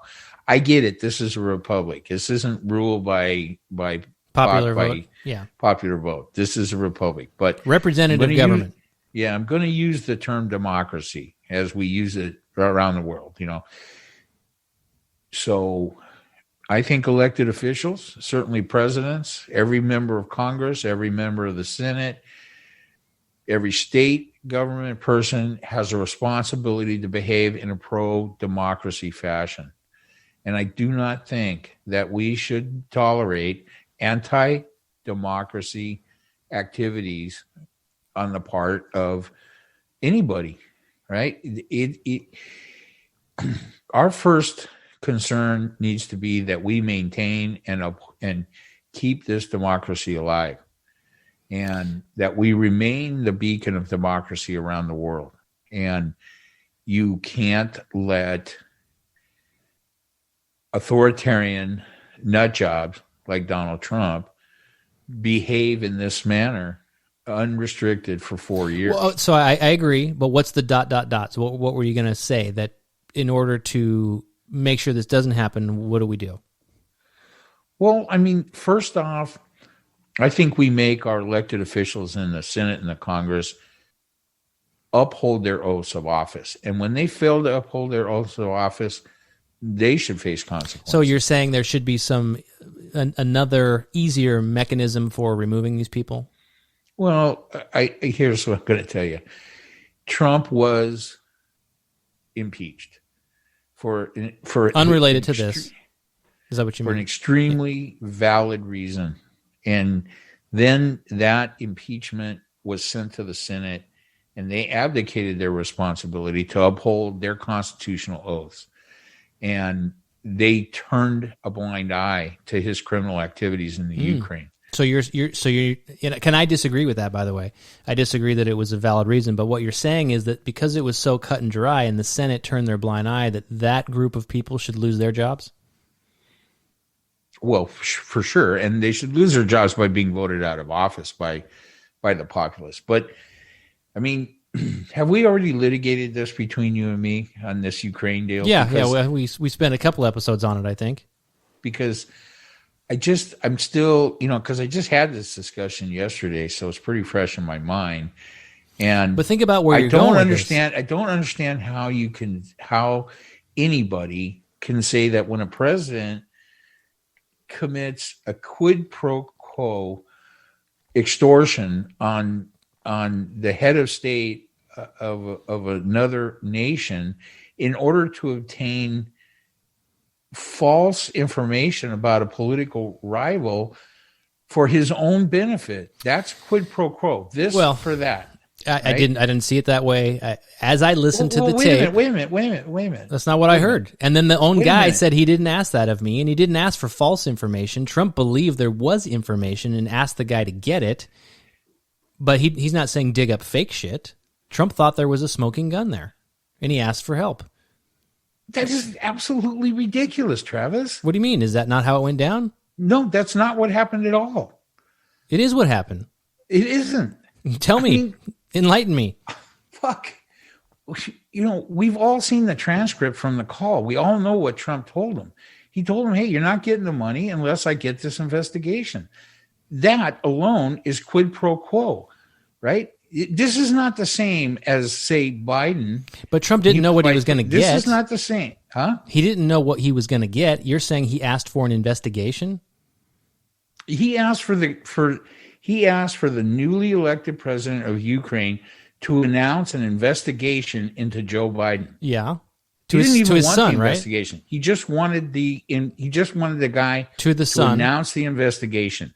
And if he would do that, then he would get the money. Of the son. Yes. Not of Joe, of Hunter. Yes, of Hunter. Yeah. So that is illegal. That is, here's the thing. Okay, let me get a breath here. I'm going to calm down. And it might be. I'm not saying it's not. I don't agree with it. I don't think that Trump said, what do you know about this guy who worked in your country and was paid on this board? No. And you can take this for fact. Right? We can go find the transcript if you want, right? Trump, in this phone call with the newly elected president of Ukraine, told him that he needed him to announce an investigation into Hunter Biden for corruption. That's all he asked. Yeah. And then if you do that favor for us, then you'll get your aid money. That's it. That's what happened. There are no other facts to that. Well, here, so again, I'm not listening to it right now. I'll take your word for it. That shouldn't be illegal. That's not an impeachable offense, in my opinion. It happens every fucking day in government. Every president does it. Every country does it. Stop. Am I wrong about that? Yeah, you're absolutely 100% wrong. Tell me where I'm wrong. That, okay? Because there is a thing called politics, right? So let's go back. Here's the thing that the people that typically agree with what you're saying want to put out there. They want to say that, well, we have a recording of Joe Biden bragging about how he, when he was vice president, told the former president of Ukraine that a certain prosecutor had to be dismissed before they would receive their aid, right? Does that sound wrong to you? Because that's perfectly legal. What's the difference? That is the vice president. Yeah, well, there's a huge difference, and that is not quid pro quo, which is illegal. Okay, this for that. I don't know. It was your story. It sounded exactly the same to me. Because that's the vice president of the United States. But here's let me explain. Go ahead. That's the vice president of the United States explaining to the president of Ukraine that, hey, we're not going to authorize aid to you unless you dismiss this corrupt prosecutor. The former Ukraine government was well known for being extremely corrupt. So that's how politics is done. And that's not quid pro quo. That's not Joe Biden telling the former president of Ukraine, you got to dismiss this prosecutor for his own personal gain. That was for the best interests of the United States. Dude, that doesn't even matter in the quid pro quo definition. It doesn't have to require that there's a personal gain aspect. It has to be for the benefit. No, it is. It does matter, Travis. It's only illegal when it's for the benefit of the person making the quid pro quo. I'm going to give you this for that, and it's to my benefit. And this was to benefit. You can't look. I disagree with you. Disagree with facts. I can disagree with whether or not I think it's correct, and it's not. But what you were saying is I'm not alone, right? You're saying that the entire body of the Senate got it wrong, and therefore they should lose their jobs over it. They agree with me, right? Listen. Maybe not all of them, but quid pro quo is against the law. Right? So whether you think it should be against the law or not is not relevant. I get that. until I changed the law. So when, but the law's not changed, and it wasn't changed when this went to the Senate. Okay, right? So here's what we're really saying. It was proven. You're saying that it happened. You are saying that without a shadow of a doubt, this body, this Senate, was given evidence, proof, and they got it wrong. Yeah, and then therefore they should lose their jobs over it. Well, because it's their they take an oath to uphold the Constitution and defend it. And that's part of their oath. That's in the Constitution. It's the Senate that is given the responsibility to adjudicate an impeachment. So what you're saying is that they deliberately turned a blind eye. Of course they did. So therefore they failed. This was a party line decision by Mitch McConnell. Oath. Yeah, exactly. And they should be fired over it. Right. And one of the outcomes of that is this horse shit on last Wednesday. Right? He wouldn't have been here to pull this shit if they had done what they were supposed to do. So is that the connection? Because I think that that's just craziness if that's what you're saying, is that now the body of the Senate is responsible because they had their opportunity to remove him whenever that was, some time ago now, and they didn't. Well, the consequence, this thing is one of many consequences, and we don't even know what all the consequences are going to be yet, because this fucking maniac still has his finger on the nuclear codes. But where do you draw the line? I mean, what I'm hearing you say is that there's shared responsibility. Enforce the fucking law. Just do your job. That's all I'm saying. But it's you and people like you with your opinion saying it's not my opinion. It is. Trump broke the law, and the authority said he didn't, or unless you're basically calling him corrupt and saying that they deliberately tried to get him off the hook. The Senate corruptly turned a blind eye they're just as guilty as him. The evidence. So they're just as what you're saying. They're just as guilty as him. Yes. That's a pretty wild stretch there, my friend. Well, I mean, you don't have to agree with me on that, but I'm sick of people telling me that facts are not facts, that things that happened didn't happen, that crimes that were committed weren't committed. That's nonsense, Travis. You can't. It's not a matter of opinion. He committed quid pro quo with the president of Ukraine. So what you're saying, the U.S. Senate turned a blind eye to it. So you're saying they are culpable and just as guilty, and therefore I'm saying that they turned a blind eye to it. What does that mean? There are consequences for that. What's the consequence? That's it. What are the consequences? Here's what I'm saying. What comes out of my mouth is what I'm saying. Not what you say. I say what I say. What are the consequences? Well, part of the consequences are that he's still here. That this incredibly corrupt criminal president was not removed by the Senate when it was their responsibility to do so, when presented with the evidence of criminality. That's our mechanism to remove a president that's out of control. And so that didn't happen, as we know now in the history books. So what are the consequences to this body? Everything that's happened since. Everything that has happened. Those are results. Everything that has happened since last January for a full year. So they are to blame, is what you're saying? They share a great deal of the blame. Can they be tried for these crimes? In your opinion, should charges be brought against this body of the Senate? No. There are no charges to bring against the Senate. Well, that's what I'm trying to get at. What are the consequences? The consequences have been everything that we've been put through for the last year, when Trump should have been out of office already. He should have been removed last January. Do you think that if he had been removed, I mean, that's not a guarantee that you wouldn't see this type of insurrection and violence that we're seeing now. There's no guarantee of that. In fact, I said it then. I don't disagree with that, but I don't see the relevance. I'm not saying there was a guarantee. I'm just saying that what you know for sure is that none of this shit could have happened if he'd been removed when he should have been removed. I don't think that that's true. I think they would have made a martyr out of him. I won't put words in your mouth. Where do you come down with this whole 25th versus impeachment right now? Literally as we stand. Yeah, he should be removed. He should have been removed Thursday. Okay, so the House is demanding... Pence should have invoked the 25th Amendment on Thursday, and then the Congress should have voted on it. And so by the time this episode airs in the morning, the 24 hours will have passed that Pelosi gave Pence to activate the 25th Amendment, right? She said either you do it, you got 24 hours, and if you don't, we're going to move towards impeachment. In fact, they've already drafted that, assuming he's not going to comply. The only reason why the only reason for going ahead with impeachment at this stage is that by the time it's adjudicated by the Senate, it'll be a different Senate. Well, the only reason they will convict him. Convict him, and then he will not be eligible to run. That is the reason why you impeach, because they don't want him to be removed from office. That's not what they want. They want him to never be able to serve again. And so, everybody wants him removed from office yesterday. Understood. But if he were to quit, if he were to resign, then you don't get the same tail. I think they should still impeach him. Well, that's what they're trying to do. Because listen, there has to be consequences for this.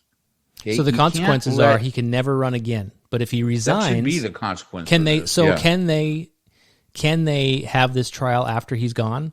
Yeah, I don't think that's right. I'm not saying it's not true. I don't think they should be able to do that. Okay, noted. But they can. I get it. It's another one of the fuckeries. Do you want to say why they shouldn't be able to do that? Well, I think the whole idea is to be able to remove a sitting president who is guilty of high crimes and misdemeanors and treasons, or all the reasons that you could justify removing a president. If he's gone, you got what you asked for, which is to remove him. So I don't think it's right to go try him after the fact, because the only thing you want at that point is for him never to run again. Shouldn't the people be able to decide that? Or unless he's in jail. You know, if he did something that he should be in jail for, because the impeachment process... Correct me if I'm wrong. This is going to be the most prosecuted ex-president in history. You're probably right, but correct me if I'm wrong. The only consequence of an impeachment trial is removal, right? There's no other through the hearings of the House and the Senate. There's nothing else as a consequence. That president will be removed from office and never allowed to hold a federal elected position again. But they can't do a civil fine or jail. It's just removal of office. Right. The only punishment is removal from office and forfeiture of your ability to ever hold another federal office. Yeah. So I think two things go hand in hand. Sure. But he's a free man. In other words, he's not jailed. Right. So you asked me, I think that, and you just said it, he probably will be the most prosecuted president or former president in this country's history. Well, that will get him jail time. And so if he's in jail, then he can't serve.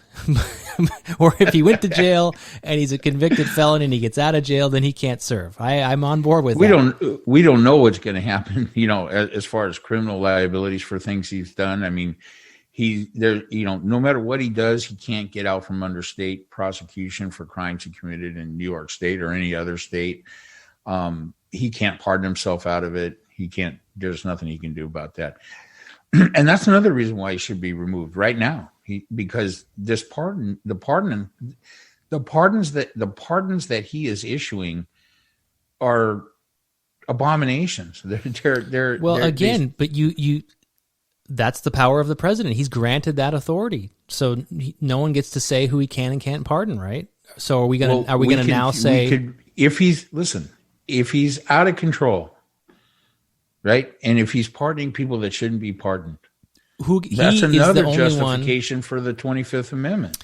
I know, but you see, again, this is a classic of what I like to say to you. I'm playing devil's advocate. I wouldn't change the circumstances about Trump. He shouldn't be our president for a multitude of reasons, least of which is that he lost. He was fired by the American people. And that's the least of the reasons why he shouldn't be the president. But nonetheless, I can agree with that. I'm playing devil's advocate with you because we're talking about transforming the office of the president on a whim because of one guy who fucked it up.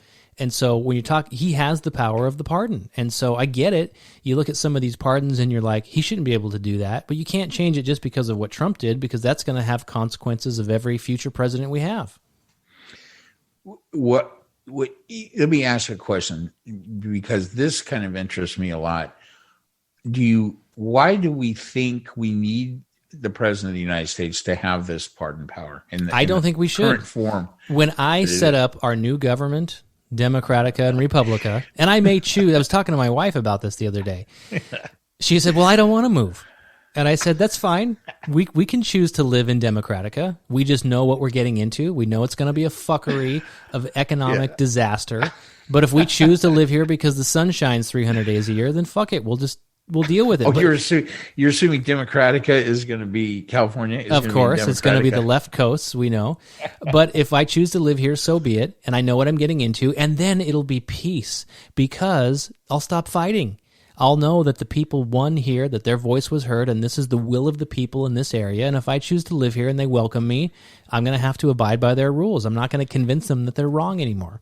But you're already there. You're already in, what we call the combination of Republican Democratica, America. Okay, it's not working you're already anymore. Living there, it's not working. I don't know. I don't know that I agree with you about that. I mean, so let me ask you this to bring this down a notch into something a little more interesting. What makes you say that it's not working? What is it that's prompting you to say that? Because I don't know that I particularly agree with that. Well, it goes to this, and at the risk of riling you up with the 50-50 analogy again, it's just that when you look back, and we said, math, dude. Yeah, it's math, but we said this, I think, on the last podcast, and that is there was a period in our country's history, probably in the 1950s, that I'm going to say, peaked with our unity and our vision of a country, of a unified nation. And every decade since then, I think we have detracted. We've come further away from that center. And so when you look at all of the issues, the top 5, 10, 20 issues in this country, when you put it on a map and you say to people, how do you feel about these issues? I believe, and I'm sure there's plenty of evidence that we can dig up to support this, that for most of those issues, they're not going to be 90% of the people feel this way and 10% feel this way. It's going to be like 50-50 or close to that number on almost all of those issues. And so that's what I believe. The issues are what drives decisions. When someone says, I don't want to have abortions, and therefore you can't either, and the fighting happens when we say, I'm going to make a law that says you have to do things my way. So that's the problem. We can agree to disagree. That's the beauty of, I think, what this country was supposed to be. But where it falters is when we're forced to tell people how to live. And I don't think we should do that. I don't think it's government's role in general. So maybe if we had a smaller government that was less involved in some of these personal decisions, maybe it would work. But we don't. The government is only bigger and more bloated than it's ever been. And this isn't a partisan topic. I understand that the Republicans are guilty of that too. But the point is, we're only trending in the wrong direction. So is it salvageable? Maybe. I don't want bloodshed. I don't want war. But before I would, condone that, I would say, let's talk about a split. People do it in their personal lives every day when they decide to separate because the union isn't working. So I don't think it should be off the table as far as a talking point. Well, it's not something I want to see happen. So I get it. I mean, it's funny for us to talk about, but I just think, you can make a split somehow, and then you're going to face the same problems inside your split. Maybe, but I mean, listen, you asked the question about how I feel about a presidential pardon. If I am given the opportunity to write the laws of my new country, I would take that out. We don't need the president to have the ability to pardon. And we don't have to, we don't have to keep.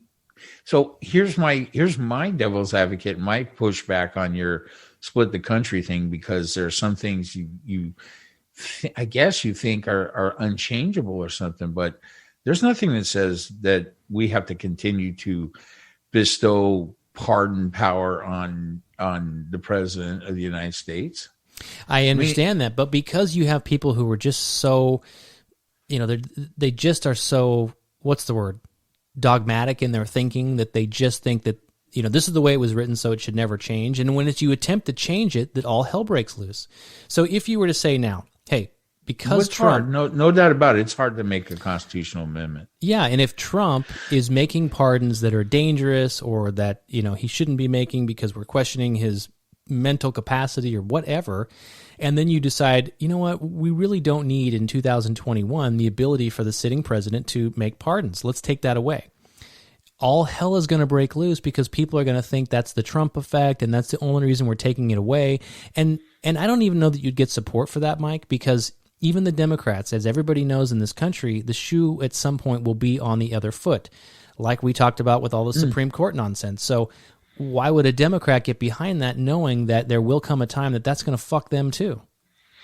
You know, the interesting thing about this conversation for me is how it highlights something that is something that's happening in the country, and it's called the lack of forbearance. And I don't know if we talked about this already or not. Yeah, Does you that mentioned term it last sound week. familiar? Yeah. Did I? Okay. So, you know, forbearance would be an example of forbearance would be a president not using his pardon power to an extreme manner, the way dipshit is using it. Right. And so other presidents have made, you know, questionable pardons, you know, Democrat and Republican, but it's been within a certain bound, and Trump has just decided to explode that boundary completely, and for no other reason than he can. And so, you know, here's the thing too. Another part of this that I think ties in is that, you know, you talk about the 50s maybe being the pinnacle of American unity. I think it was, I look back on the 50s as a period where we had our head in our ass most of the time. And I don't think things were any more unified then than they are now at all. I just think that the mechanisms either didn't exist yet, or the voices were being silenced that would have pointed them out. So we look back on it and go, God, everybody was happy in their I'm not saying that. Hula hoops and their suburban lawns, and everything was good. And, you know, by the way, most of the liberal critics of mine will come back and say that, you know, that period of history was a very, you know, for being an anti-socialist that I am, that period of history had a lot of social programs and, you know, the rise of the unions and, you know, the middle class and all that stuff. So yeah. I get all that. Yeah, you know, so, you know, we don't. So how did Trump even end up here? Right. What I think the thing that we need to look at, NBC. We really should be blaming NBC for The Apprentice. I'm unhappy with NBC about that. But I think that okay, I don't want to get things fired up to the. Can I ask you another question? Let's circle all the way back to the now. Do you think that democracy worked in this case because he lost his job? Yeah, absolutely. Trump? Yeah.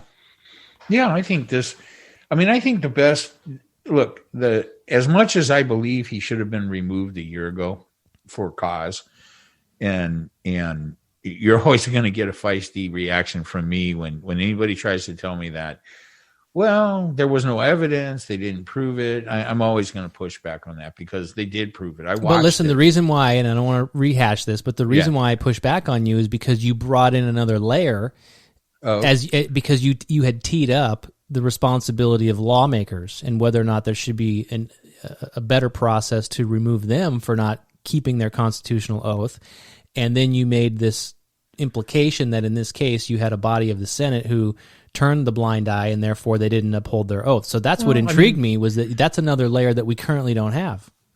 Well, I mean, for me, our current situation now where the control of the Senate has turned, that's all I need to have happen for that. I mean, don't you need 2/3 though for you need 2/3 for an impeachment conviction? You know, you'll get it this time around.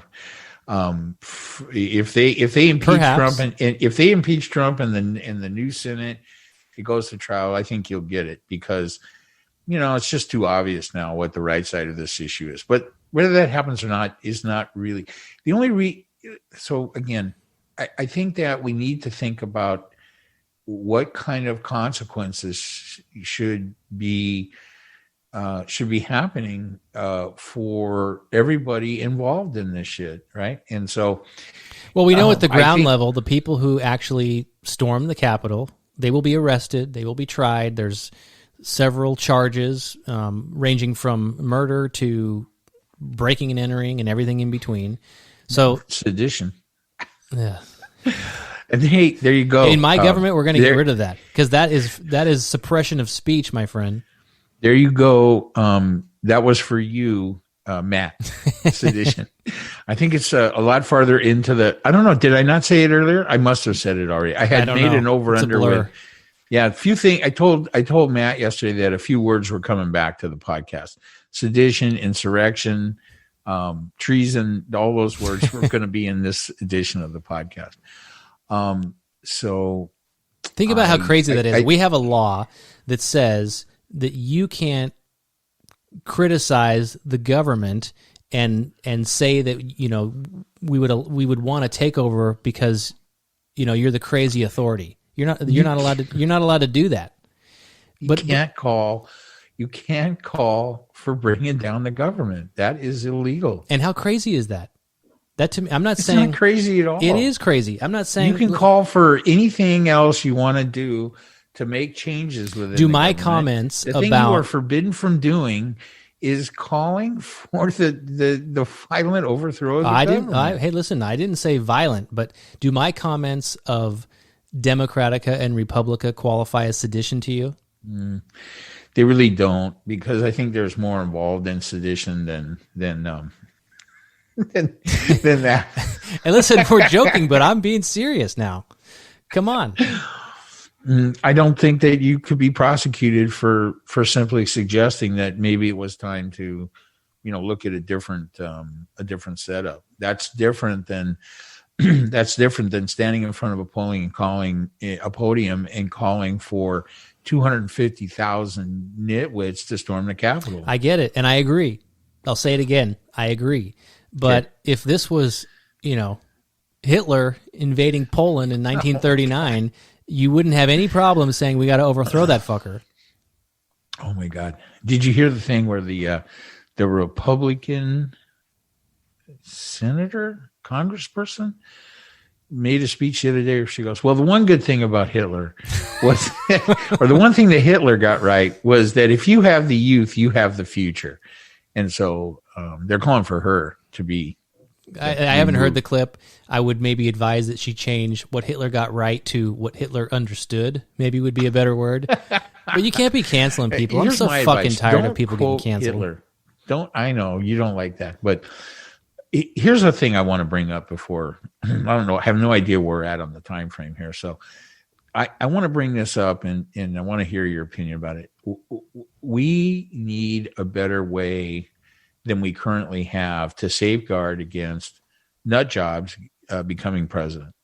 So, well, we talked about this has happened once, and so I'm thoroughly convinced it could happen again, and it really should not, and we should not allow it. So, just on the face of it, before I go any farther into that, let me hear the pushback from the other side of the devil line. Well, and no pushback necessarily, other than I mentioned this too, is when I was reading over the summer the Federalist Papers, and there's several mentions about the qualifications of a president and who qualifies the president, but they don't go on to say what that is, which I thought was interesting because it would have been nice to know what people thought way back when, that there were qualifications that had to be met. So, and when I, as a kid, I remember thinking, surely these people are smarter than the rest of us, because how would you ever get into a position like that? If you're the one person out of all these people to be chosen and elected to be the president, then you must have some qualifications. And as you become an adult, you realize that it's all just a farce, and these people are, just as flawed as the rest of us. So how familiar are you with the history of gatekeeping in regards to who got a shot at the presidency? How much do you know about the history in this country of how that's happened from the beginning?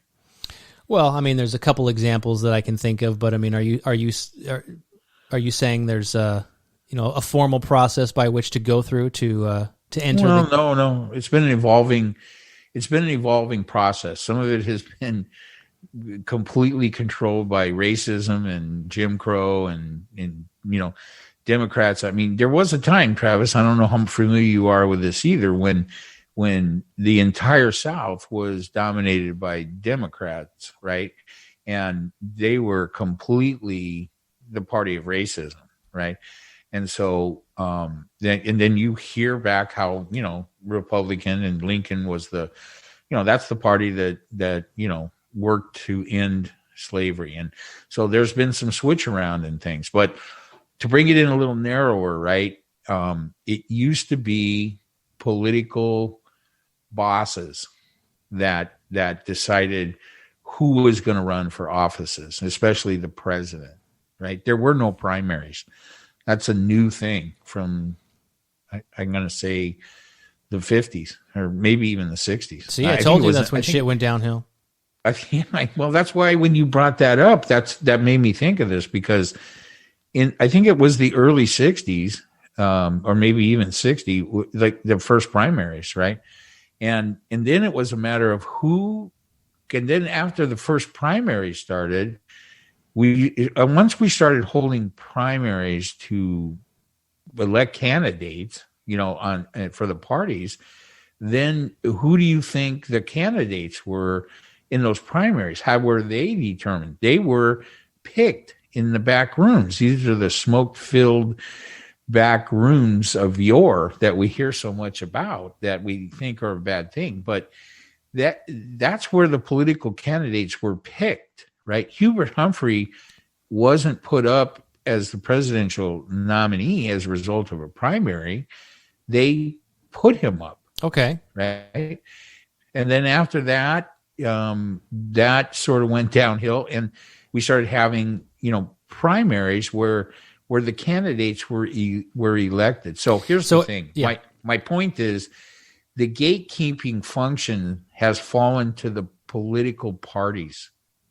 Right? So were you saying that in those days there was better gatekeeping? Well, or qualifications?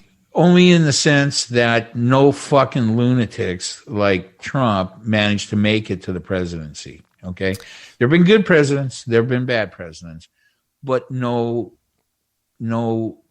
pathological liar nut jobs like him. I guess if you're asking anti-democratic, yeah, he's anti-democracy, right? He would be happy to be named president for life. I think there's some truth to that, certainly. But I guess as you're explaining it, here's my answer to your question. Ultimately, as I always say, as I'm thinking this through, I think the people are responsible. So, you talk That's about dangerous. Well, yeah. I mean, listen, how are you going to have a representative government if the people don't have a voice?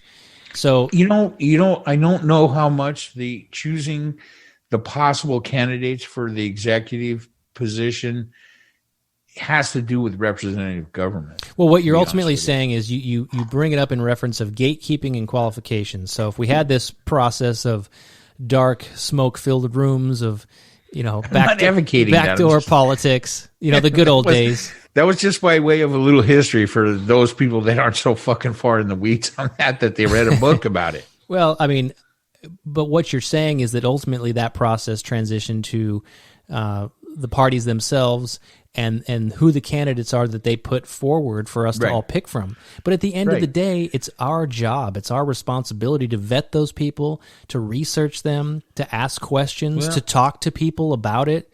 I'm okay with all that. Everything that we stand for on this podcast and that we're doing should happen every single fucking day in this country, and it should happen more frequently when it comes to elections, which is people have these conversations with people that they care about, that they know, that they like, and that they trust, and they can use as a sounding board to say, let me flesh this out. Tell me where I'm wrong here. What am I missing?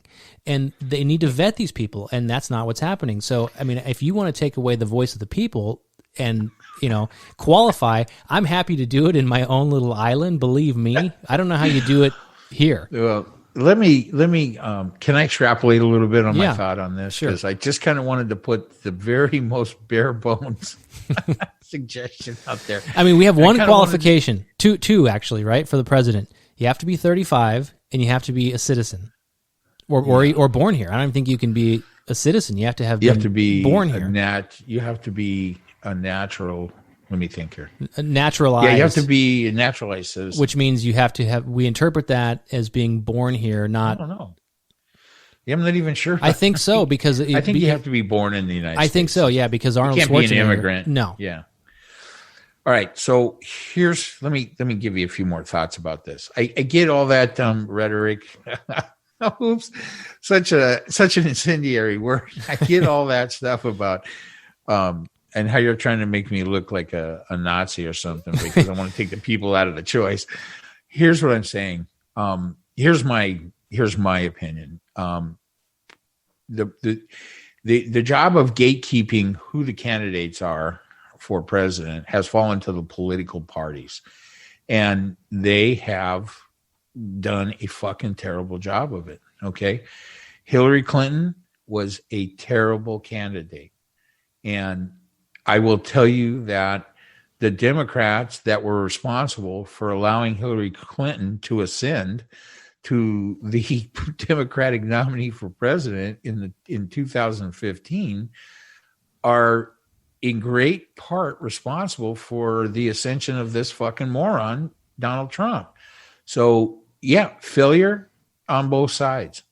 Gatekeeping failure. And the exact opposite of what they thought. They thought she was quite electable, which is why they put her fourth. The Democrats. Yeah. I don't know what they were thinking. I think they were not thinking. I think if everybody's thinking the same, then somebody's not thinking. That sounds familiar, doesn't it? That. So here's my point. So let me just go a little bit deeper on this. We're talking about gatekeeping responsibilities for putting up candidates to be president. That's what I'm talking about. I'm not suggesting that there's some big revamp of all the, but for president, for the executive office, I think that our experience with Donald Trump, what we really should be taking away from this is not that that Republicans are evil or conservatives are evil, or even that Donald Trump's evil. He is, because he's just an asshole. And we all knew that. We all did know it. Even the people that voted for him knew it. But because their party put up the worst candidate they could come up with, and the Democrats put up the worst candidate they could come up with in 2015, we had to choose between these two. Now, we've said this in many other elections. Oh, I got to pick the best of two evils or the least evil. That's wrong. We shouldn't do that. Yeah, that's not the right. So really, here's what, and I'm not here to give you the answer because that's above my pay grade. So I'm gonna give you the problem in a direction I think that we need to look at as a people. We need a better form of gatekeeping. And this is for the good of the democracy. This is for the good of the country, okay? This isn't to promote Democrats or hold back Republicans. These two parties, as long as this is a two-party system, and it is for all intents and purposes, those parties bear the responsibility because of what we're allowing them to do. So any off the top of your head ideas for vetting and qualifying these people? I think it's an overall subject that is not being looked at, that needs to be looked at. I don't think very many people understand the history of how gatekeeping has been, how it's been handled over the years, because how it's been handled over the years gives us some pretty good insight into the way it should not be handled. What about, this is intriguing, and it certainly would be nice to be able to eliminate somebody based on their qualifications. But I'm thinking, again, playing devil's advocate here and going back to my communist book that I just read, one of the communist goals was to, among other things, one of the ways to take down the United States was to infiltrate the political parties. So you could just see that the gatekeeping could intentionally be taken over, at some point try to be taken over by groups of people who want to put forth a candidate that could totally fuck things up. So we got to be careful. We've already seen that. Yeah, we got to be careful. That. I honestly think Donald Trump was put forth by people that wanted to see a great deal of our political institutions destroyed. Right? But remember, he wasn't even a Republican, and at one point they asked him, will you vow to support the Republican candidate if it's not you? Yeah, we all missed that one, I guess, because right there he should have been disqualified, right? Well, so, I think at some point... I don't have all the answers for this. Yeah, go ahead. Well, I mean, at some point, just like what you were explaining about Hillary, but at some point the Republicans thought that was their best chance to win, and they adopted him, you know? Is that what they thought? I think so. So I think, but I think in retrospect, I don't know how anybody could disagree with me that was correct. Okay, I'm not saying that, looking at that and saying, "Whoa, Donald Trump was our best chance to win." I'm not saying that was incorrect, but that should not be part of the qualification. That's not the part that should be the most important. Or maybe a better way to say that is that, hey, you look at a candidate, you go, this guy's the best chance we have. Yeah, but he's a pedophile and a grifter, and he's patently not truthful. Okay, we got to look at the next best chance. I mean, there were other people, Travis. We will never know. There's no way to prove this, right? A 30-day probationary period. As a candidate or what? Well, no, it has, you get elected, you have 30-day probationary period, and we could fire you. How about whoever is the party who becomes the president, the vice president has to be the other party? Yeah, I think that's a recipe for disaster right there. How about I get to decide on each and every candidate if they're qualified? All right, I guess I made my point, and we're moving past it because it's an interesting point. I think it's something for people to think about. Don't have all the answers, so we need to do a better. Here's what I can tell you for sure, and without even thinking there's going to be debate, we need a better way, because we need to do something to prevent a Donald Trump-like candidate from either party ever emerging to the top of the ticket again. And the qualification doesn't always, confirm that people aren't going to make bad or wrong decisions. I remember, people talking about Obama, and I'm sure it was mostly Republicans at the time, saying he wasn't qualified because he hadn't been a senator that long. And for a long time, or, for some of the most high-profile presidents, that was a stepping stone to come out of the Senate. But Reagan was an actor, so what are you going to do? I mean, what type of political service do you need to have to be qualified? Yeah, I'm thinking more along the lines of, here's the thing. The party that for so many years emphasized that one of their main tenets was character, right? Character matters. Wasn't that a commercial? Character counts. Yeah, that was part of the Republican platform or something. And I think it's ironic that they come up with the person with the least character possible. Right? Well, and that's, we're certainly past that too as a society, because we're all fucking heathens. Look at the road rage that's out there. Nobody's nice to one another. At the grocery store, the pandemic has only, heightened all of that shit. But, we I don't know, maybe we need a cleansing. I don't know what we do. Well, and what we need, Travis, and I don't know if this is going to be any kind of surprise to anybody, we need a healthy, robust Republican Party. I thought you were going to say Jesus. We need that. Jesus. Not saying that. I just found out that my very religious brother-in-law sometimes listens to the podcast. So not going too far down that road. So I'm going to say that's not He's not part going to of like my worms comment. That's not part of mine. That's okay. He's really open-minded. He's a good guy. But he's a big Trump supporter, right? And we'll see how long that holds on. My thinking is that many of the people, none of the lunatics that were at the goddamn Capitol the other day, every one of them is a lost cause. Okay. Don't waste your time.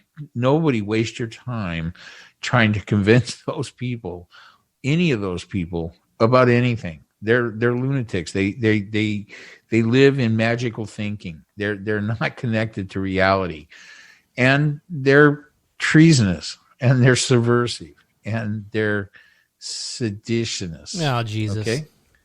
So that's all being said, there's a lot more people out there that are part of the Republican Party that have voted for Trump that I think we need to encourage them to take another look at those decisions to help inform them to make better decisions about who they support as a Republican, as the head of the Republican Party, virtually, who they're going to support. And does the president even need to be the head of the Republican Party? I don't know. Well, listen, we'll see. Basically, the president's supposed to be an executive. He's really just supposed to sign things. That's all. We will Not see. Supposed to be, go ahead. I think, this kind of comes back to Biden. He's supposed to be, more of the center. He's got a lot of shit on his plate with the scamdemic and everything else that's going on in Trump world to try to bring the country together. He's saying all the right things. The biggest challenge for Biden, and I think this, in my opinion, will go towards what you were saying of healing the Republican Party or convincing some of these people that Trump isn't the answer. I think what Biden needs to do is not alienate these people, but also not buy into the craziness from his own party, the crazy Marxist bullshit on the socialist side of the spectrum for the Democrats. I think if he can just let the dust settle, simmer down a little bit, and focus on governing of the things that we do have in common, the one or two things that we have left, I guess, then, maybe that'll give the people, these crazies on the right, time to settle down and see, all right, it's not that bad. Because maybe that's part of it. It's the fear of the unknown. They feel like Trump was the answer, and anything that's not Trump is going to be dangerous to them.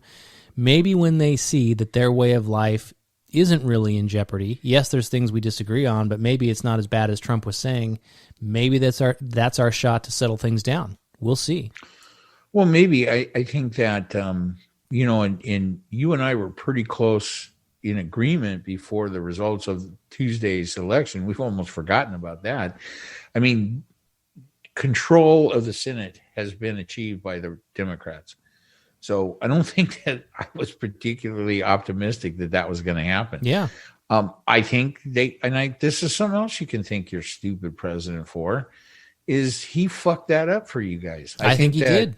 I think the Georgia, Senate races were in the bag till he got involved. And not to mention that Perdue and Loeffler, whatever her name is. I mean, there's no end of pictures of Kelly Loeffler posing with Nazis and heads of white supremacist groups.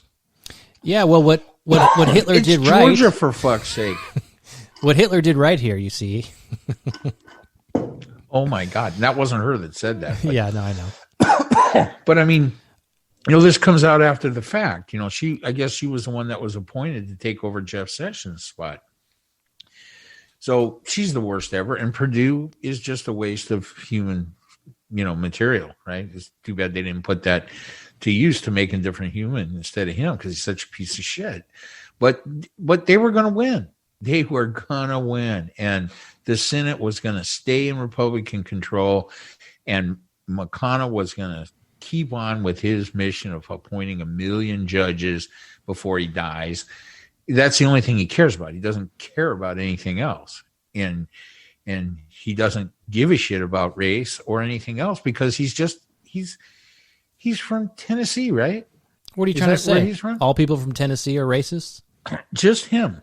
Okay. Just McConnell. All right, okay? Just making sure. I'm not making any judgments on other people, but your first hint is where they're from.